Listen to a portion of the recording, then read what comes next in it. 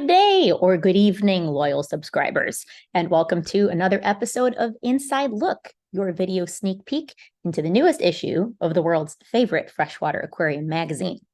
I'm Alex Rose, Communications and Digital Media Editor over here at Amazonas, and it is time to check out the fresh new pages of our November-December magazine.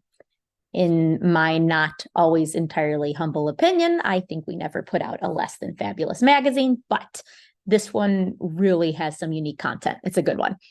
And that is high praise coming from me, considering there's not a single mention of killifish.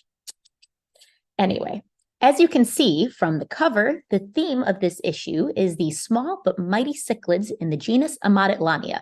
But there's lots more to learn about, including rare Notoglanidium catfishes, a snorkeling adventure in a German lake, and a weird and beautiful plant that's actually responsible for making a tiny town in Colombia famous every summer. So let's have a look. As is tradition, the magazine opens up with a letter from our editor, where Courtney gives us a glimpse into her origins as an aquarist, starting with her first pair of convict cichlids. Our first article is a really insightful viewpoint piece that tackles the meaning of variation within a species and is the perfect primer for all the cichlid reclassification content that comes later. The next article is a quick overview of the recent overhaul of the genus Puntius that resulted in new generic names for some familiar Sri Lankan barbs.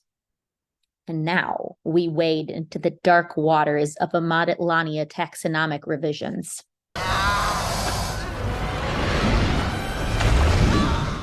For our first cover story, we have an up-to-date review of the convict cichlids in the genus Amatitlania.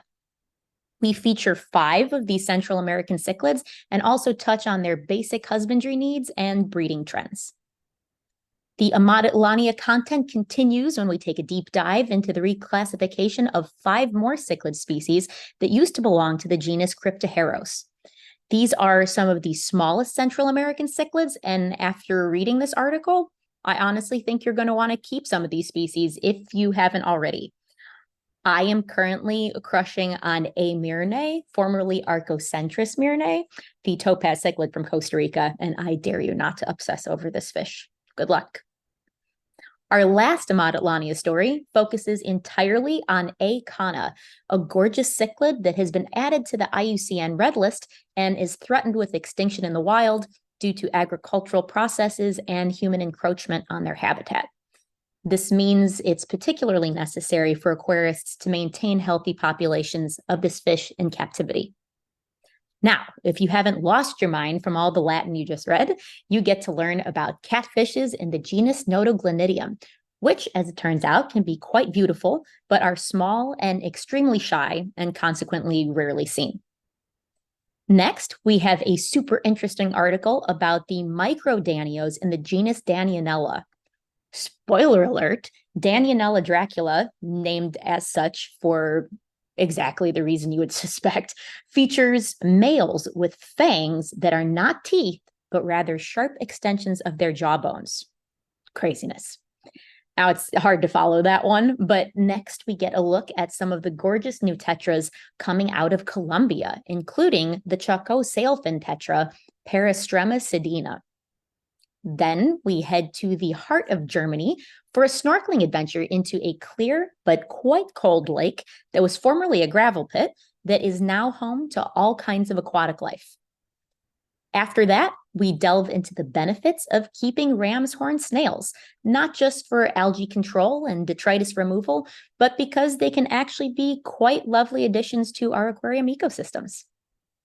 Then we check out a very unusual aquatic plant, the water nymph, R. clavigera from Colombia. Luxuriant populations of this plant in the Caño Cristales River have made the nearby town famous and helped it gain its reputation as an important place to visit. The nature reserve there is only open for the few months when the river has turned an intense red from the dense growth of this beautiful plant. Pretty cool.